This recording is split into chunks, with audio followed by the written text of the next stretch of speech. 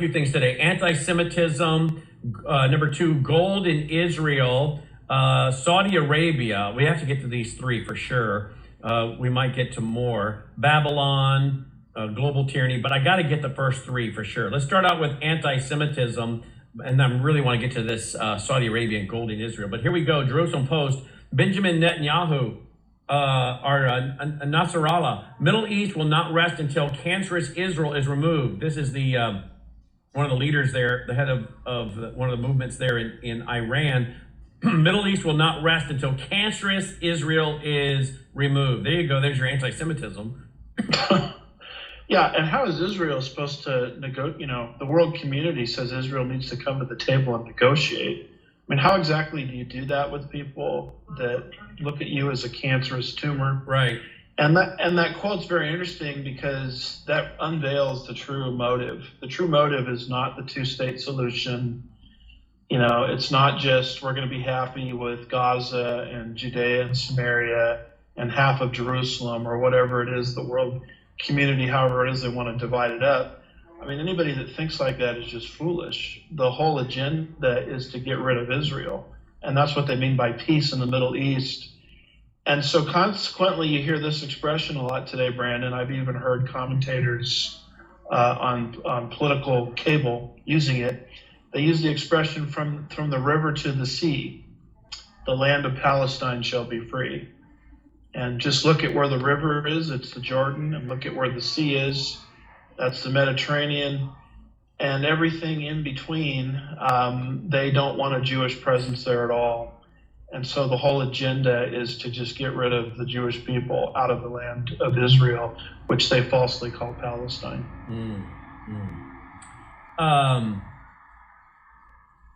Let's talk about this one. Gold in Israel. I love this topic. You know, I like talking about the oil, the natural gas, the gold in Israel. I don't know what all the treasure is. Ezekiel 38 talks about the enemies of Israel building their coalition and coming after their treasure. I don't know what all that would be, but one might wonder if it's not oil or gold. And here we see the Jerusalem temple treasures. Where are they? Tell us about this article at BibleArchaeology.org, please, Dr. Woods. Well, as an entry point biblically, I would just quote Ezekiel 38:13. Sheba and Dedan, the merchants of Tarshish with all its villages will come. Have you come to capture spoil? Have you assembled your company to seize plunder, to carry away silver and gold? So the motive of the attack, we're talking now about Ezekiel 38 and 39, is the nations are coming for Israel's wealth, and part of that wealth is silver and gold. And what's interesting is when you go to 2 Chronicles, I think it is, chapter 1, verse 15, it says during the Solomonic Empire, and this would take us back from about 971 to 931 BC. Solomon is the king following David, you know, over the United Kingdom. The kingdom of Israel hadn't even been divided yet, you know, between north and south. And it says in that verse that Solomon made gold as common as the stones. And so the big question is, well, where did all that gold go? Because when you look at the book of Ezra, which carefully documents the wealth that was taken from the land of Israel into the Babylonian captivity and back into the land of Israel again, you don't see the gold coming close there to what Solomon had.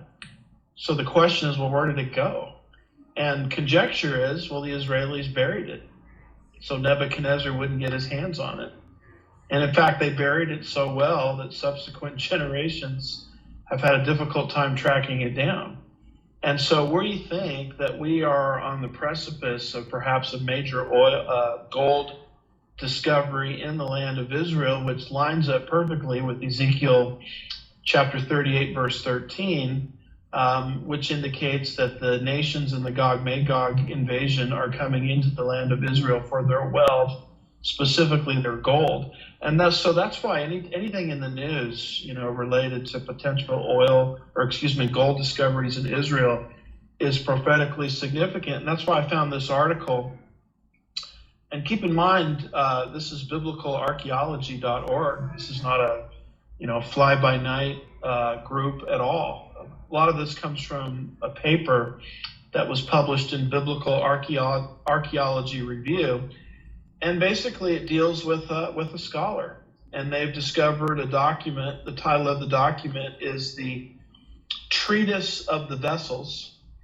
And in that particular document is sort of an ambiguous statement concerning where the gold could be.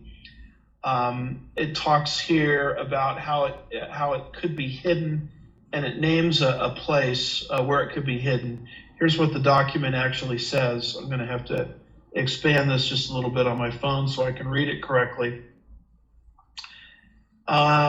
It says there, the secret locations are sufficiently obscure to be suggestive yet specific. In a tower, as part of the, quote, treasure of the cistern at the spring of Zedekiah. And there's a couple of different traditions that have emanated from this document. One of the traditions clearly puts the discovery or the location of this gold within the land of Israel. And this is what this credentialed scholar studying this document is speaking about. And so if that conjecture is true, if the tradition that the gold is in the land of Israel is true, then I think what will probably happen is at some point that gold will be discovered. Israel will be phenomenally wealthy almost in every category, whether it's oil discoveries, mineral deposits in the Dead Sea, natural gas discoveries, off the coast of Israel and the Mediterranean Sea. We'll throw into the mix gold and silver, gold specifically, because that's what Ezekiel 38 verse 13 says, and that will set the stage for the invaders in the Gog-Magog invasion. So the fact that something like this is even in the news shows us where we are in God's prophetic time clock. Absolutely. Dr. Andy Woods, andywoodsministries.org is his website. Come back, we're going to get into this railway train system being built and proposed between Saudi Arabia and Israel. Now that again is something most people would read and say, well, that's kind of interesting, isn't it? What's more than interesting, it may be laying down the prophetic stage for Bible prophecy to be fulfilled, bringing us back to Ezekiel 38. We'll be right back. Don't go away. Biden says Israel's Saudi normalization may be underway, and we know that in part there is a proposed railway system between Saudi Arabia and Israel. This is a big deal because you and I have been talking for so long about the fact that in the Bible it speaks about this coalition of nations coming against Israel, but Saudi Arabia is sitting on the sidelines. And you have to ask yourself, why would they be sitting on the sidelines? Well, now all of a sudden we see that Israel and Saudi Arabia are getting tighter and tighter into economic alliances and business alliances. And I'm pretty sure Saudi Arabia would also like some of the technology that Israel has, particularly on how they grow 5 to 6, 7 crops a season over there. Tell us about this development, please. Well, when you look at Ezekiel 38, verse 13, and we just referred to that earlier with the silver and gold, it talks about how Sheba and Dedan, which we believe is Saudi Arabia, is going to protest the Gog-Magog invasion. So what you have to understand is all of these countries mentioned in Ezekiel 38 and 39 have fallen right into place. For a long time, we didn't see how Turkey was going to invade. Well, now we can clearly see how credible that is. Prior to 1979, we really didn't understand how Iran was going to invade. Well, now we can clearly see Iran fitting into prophetic orbit. And the latest thing to come into clear focus is Sheba and Dedan, Saudi Arabia, staging a lame protest on when this invasion happens. In other words, Saudi Arabia doesn't like it. So the question for a long time is, why would an Islamic country, if I remember right, Saudi Arabia is like a Sunni Islamic country. Yeah, Iran would be Shiite and Saudi Arabia is Sunni. why would she protest? Well, all of a sudden we started to see the Abraham Accords, which are normalization agreements between Islamic countries and Israel. And they're basically agreements that Israel is going to open up to these different countries, trade, travel, tourism, and technology, if said countries, Islamic countries, will simply acknowledge Israel's right to exist. And all the analysts say that a normalization between Saudi Arabia and Israel is imminent. I mean, it's going to happen at any moment. Well, you throw into the mix this railway, and suddenly we learn there's a railway that's being designed to the tune of $27 billion, a high-speed railway. The railway is going to the railway is going to connect the nation of Israel, essentially, with Saudi Arabia. Mm-hmm. And so all of a sudden you start to see a framework in place where the Saudis are benefiting from Israel. And for those listening by radio, from the Saudis. For those listening by radio, that we're showing for television a picture of Benjamin Netanyahu at a podium, and behind him is a large screen, and he's unveiling plans for this high-speed train. And this was just on July 30th that this picture was reportedly taken. So I mean, we're cutting edge here. August 4th, here we have this picture, July 30th. This high-speed train going between Saudi Arabia and Israel. You said $27 billion. Oh, wow. Yeah. Now, here's the key line in the article. It says, when completed, such a rail line would also allow the transport of goods from Israel to Saudi Arabia. So, now we're seeing why Sheba and Dedan are protesting the invasion, because the Saudis are benefiting economically from Israel because of the Abraham Accords and this railway. And suddenly it makes complete and total sense why the Saudis on the eve of this invasion won't like it, and they're going to speak up against it. Yeah. In other words, what you're seeing is the hand of God moving aggressively in our world to set the stage for a very specific prophecy in his word, Ezekiel 38, verse 13, which has to come to pass as it's written, because the God of heaven cannot lie. And so we're living literally in electrifying times. And yet we could add this to the long list of other things. Remember last year I did the series on the convergence of end time events, and I went through all the list of things that are happening and what's the statistical odds these would all be happening at one time. We could add this one now to the list. This huge business relationship now emerging between Israel and Saudi Arabia, with all these other nations making a coalition that will invade Israel. Here's Saudi Arabia making a coalition to do business with them, which would be an explanation for that, why they're sitting on the sideline going, what are you guys doing over there? We don't want to be a part of this. So, I mean, it's just, what are the statistical odds that all of these things would be happening at one time? And people say, what is the point of a show like this? Well, there are many reasons for them, but one is to give you hope. And we aren't just, caught here in a world with no meaning and purpose. There is a divine purpose, and there is a divine stage being built, and the actors are being assembled, and the divine play is about to begin, fulfilling Bible prophecy. That ought to give you a hope and make you smile, right, Dr. Woods? Yeah, because all of these other conservative talk show hosts, all they really do is tell us how bad it is and how we're losing America. And you see a lot of anger in them because they really don't come, a lot of these talk show hosts, from a biblical framework. They just see the country being destroyed. They see us being pushed into the New World Order. And to be honest with you, if I didn't have the Bible, as a conservative and as a patriot, I'd be screaming and yelling and angry also. But when you come at this subject from the perspective of the Bible, it shows you that the things that are happening now in our world are actually part of a divine plan that God is orchestrating. And yes, I'm as upset about the decline of America as is the next guy. But at the end of the day, when my head hits the pillow, I sleep really well at night. because I'm seeing this from a prophetic angle that God a long time ago, I mean, Ezekiel saw these things 2,600 years ago. God a long time ago revealed the end from the beginning and the beginning from the end. And that shows me that there is a God in heaven, a creator that has revealed these things. And as horrifying as a lot of the things happening in our world are, at the end of the day, I'm a flaming optimist because I see that God is in control of history. Absolutely.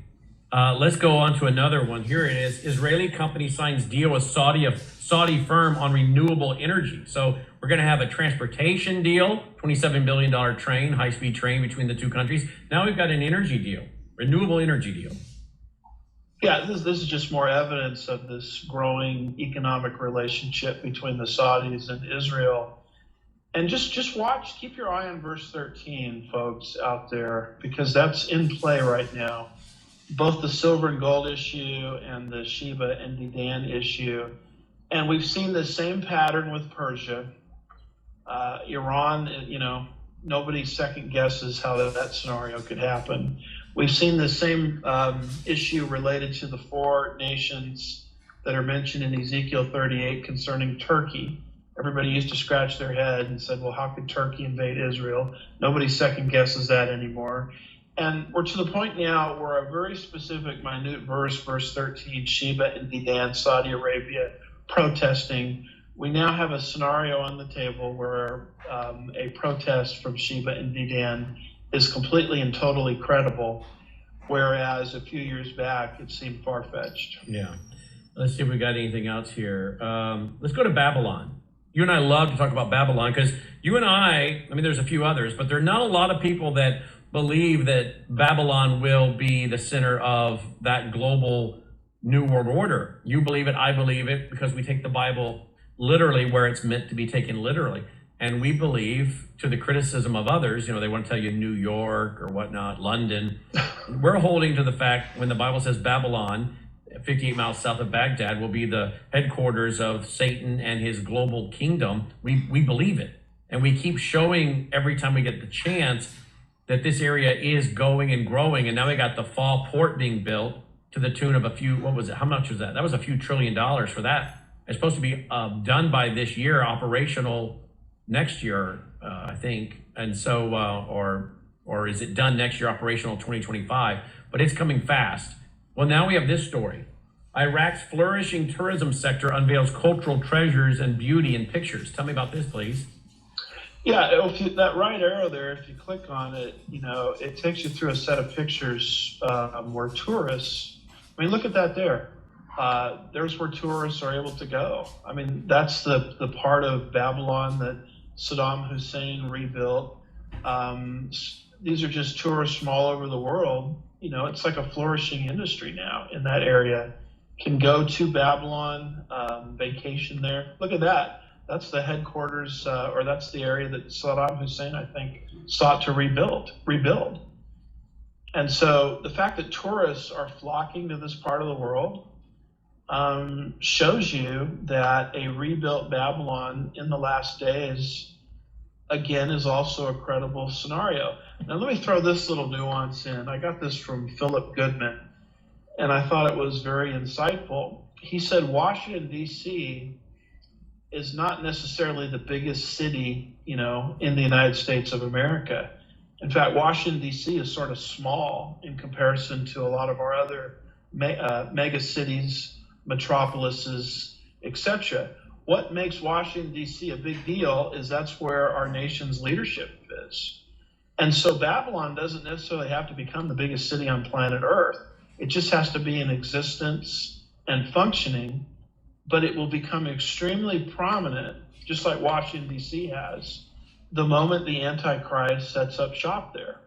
And so all these people are saying, how could Babylon be built to that level, this fast, prior to the tribulation period? I'm saying it doesn't have to be rebuilt much beyond what it currently is. It will become a huge deal once the Antichrist, the leader of the world, makes that his headquarters. And then that city overnight will become extremely prominent, just like Washington, D.C. has in our nation. Let's go to global tyranny real quick. Then we'll go to the, in fact, let me give out the number, 1-800-347-9829, 1-800-347-9829. Your thoughts, your comments, your questions, get on board. We'll go to your calls right after the break, so please go ahead and get on board now. 1-800-347-9829, 1-800-347-9829. Look at this one under global tyranny, our headline here. We've done anti-Semitism, we've done gold in Israel, we've done relationship between Saudi Arabia and Israel, we've done Babylon, the rise of Babylon, now global tyranny. Klaus Schwab's daughter, COVID was precursor to coming climate lockdowns.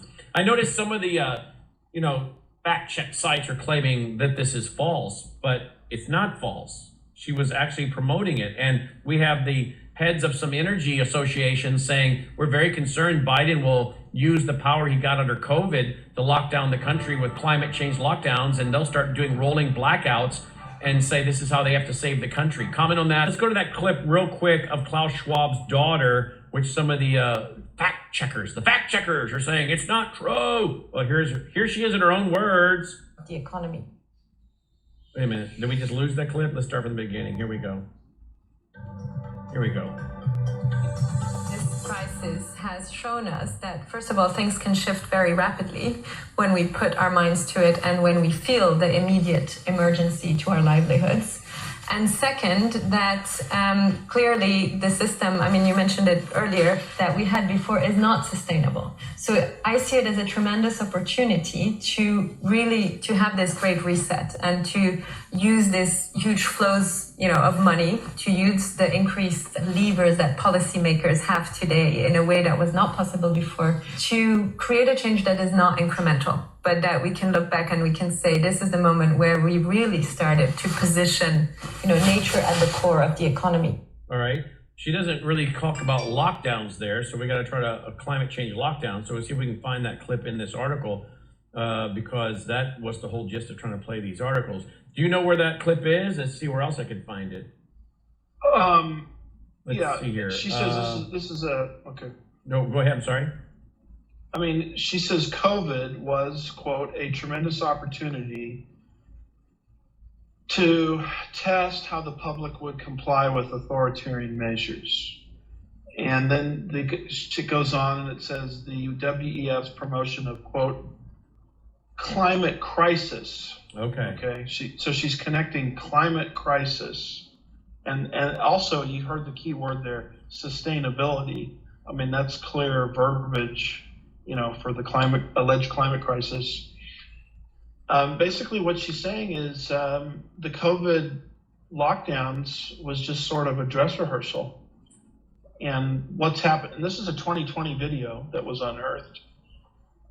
Essentially what is happening now with the COVID lockdowns, we're just going to push the narrative forward and we're going to do the same thing related to sustainability, the climate crisis, etc. So clearly, she's wedding the two issues together. Wow. Let's go to Dick, line 1 in Maryland. We're always glad when you call in. Welcome aboard, my friend.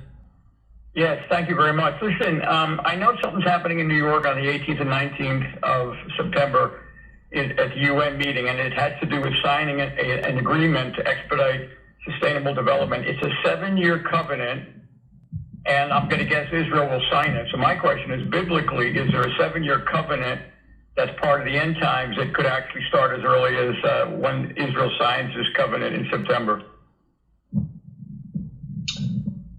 Well, I would say it could happen, but we don't know for sure. If this is not that, I think it's very interesting that these globalist leaders think in terms of 7-year increments. At bare minimum, that type of mindset is being developed, which ultimately will lead to, Daniel chapter 9, verse 27. So I'm not sure if what's coming up in New York is exactly the same thing spoken of in Daniel chapter 9, verse 27. This seems to be more of a covenant with the nations than with Israel in particular. Daniel 9:27 seems to be aimed at the nation of Israel in particular. But, this idea of a 7-year covenant with Israel, it doesn't seem that far-fetched, since the globalist nations of the earth the globalist leaders of the earth, I should say, apparently are thinking already in 7-year increments. Right. And who knows what they're going to do in 24, because they sign something in 24, you got 24, 25, 26, 27, 28, 29, 30. That's 7 years right there. 2030. That seems to be the demonic goal anyway. So Yeah, it does. It does. In fact, the occultist Alice Bailey said the whole New World Order would be taking shape and form and be visible by 2025. She wrote that over 100 years ago as she was consulting with and writing her books with a demon. So, and potentially on the lighter side of things, but I just heard you talk about a train going from Saudi Arabia right to Jerusalem, potentially just for clearly high speculation. MBS gets on the train in 3.5 years and arrives in Jerusalem and goes to the temple, and the abomination of desolation, whatever that is, occurs. Anyway, just that was a lighter note, but I think the September meeting is worth watching. Yeah, well, we're going to definitely watch it. Thanks as always for calling in, Dick. Let's go to Kathy, line 3. Kathy, thank you for calling in, Kathy. Thank you for taking my call. I have a question about Babylon. I agree Babylon is Babylon, but how do you explain the fact that it's not built on 7 hills? The 7 hills has to do, it says that the 7 hills, if you go to the text, I think you're over in Revelation chapter 13, it's talking about, or 17, it's talking about the leaders. Then it defines who those leaders are.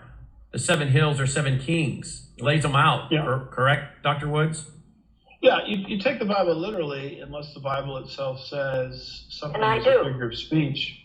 Yeah, but when you go to Revelation 17, verse 9, it doesn't even say 7 hills there.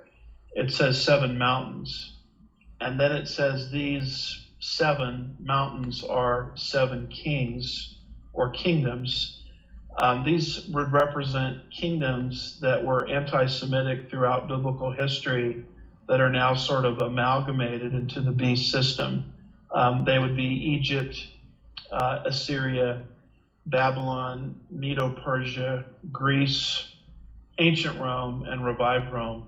So the It doesn't even say in there 5R, one is fallen and one is yet to come.